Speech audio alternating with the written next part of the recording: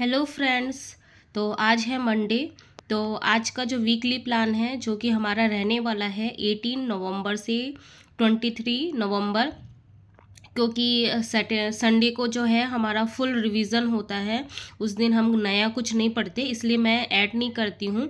ठीक है, तो 24 को संडे है, तो उस दिन टेस्ट भी है और फुल रिवीजन है। उस दिन हम नया कुछ भी नहीं पढ़ेंगे।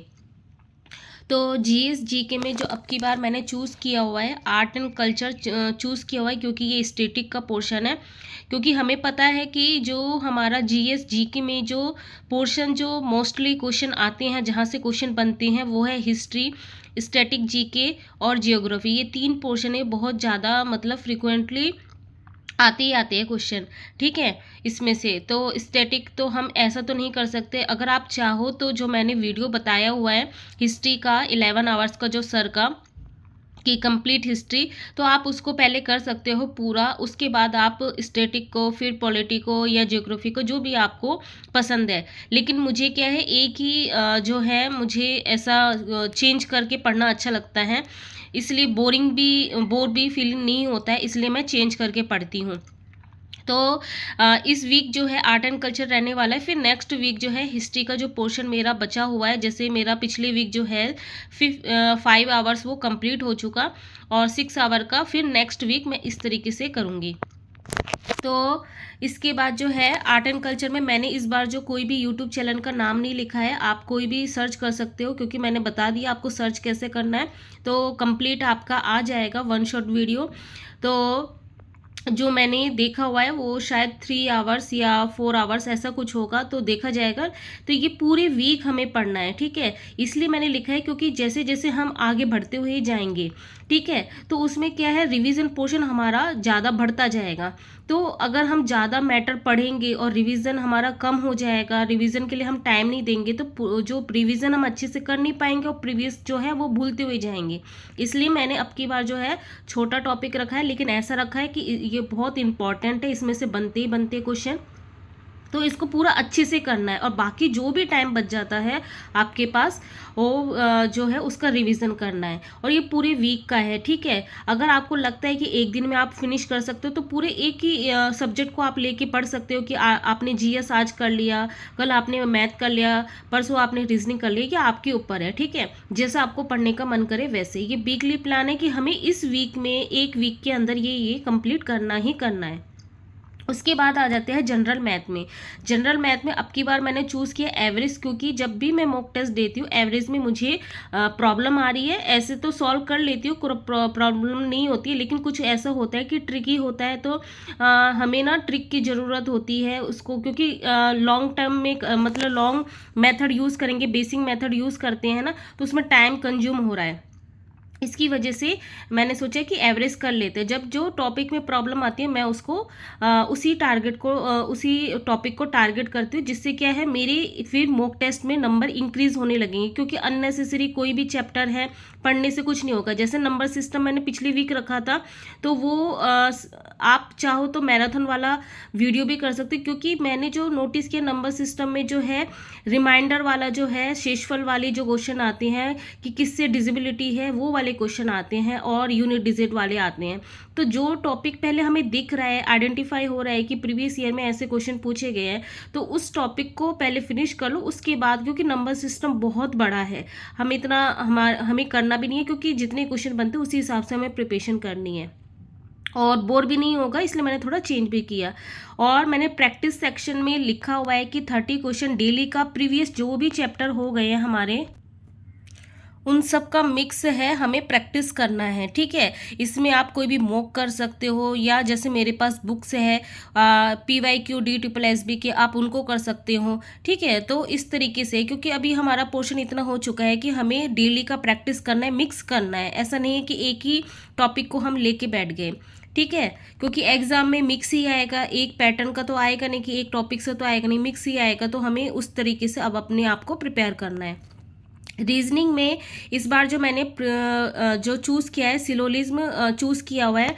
तो ये वो टॉपिक है जो 100% आते ही आते हैं मॉक टेस्ट में। जो मैंने देखा है, दो तो मिनिमम 2 क्वेश्चन बनते ही बनते हैं, कभी कभी 3 भी बन जाते हैं।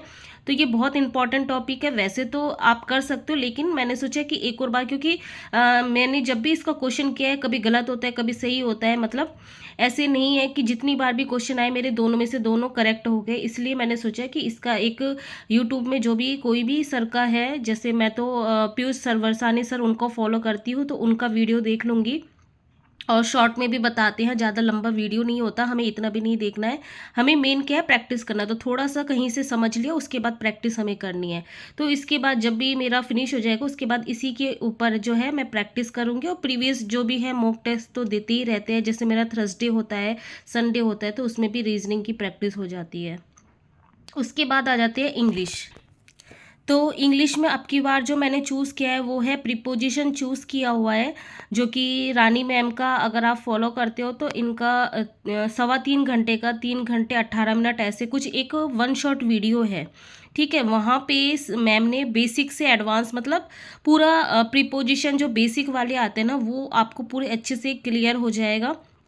इसके बाद जो है डेली का 10-10-10 वो मैंने बताया हुआ है। 10 वोकेब यानी सिनोनिम सेंटोनिम जो होती हैं, 10 वन वर्ड और 10 हमारे जो है ईडियम्स और जो रहते हैं वो। तो ये डेली का करना और प्रीपोजिशन ये पूरे 1 वीक में हमें कंप्लीट करना है।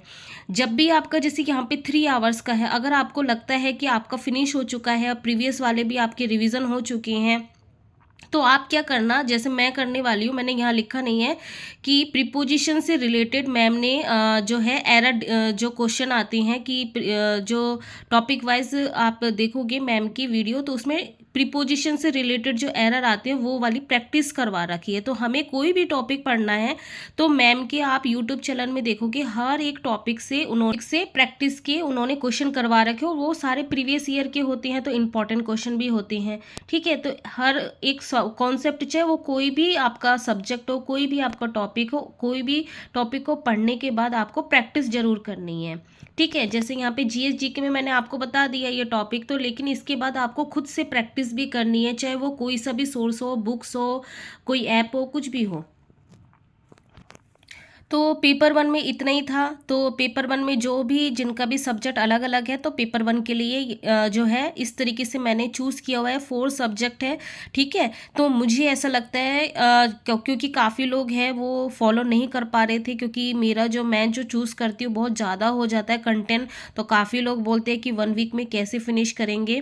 तो मुझे लगता है इस बार आप कर सकते हो।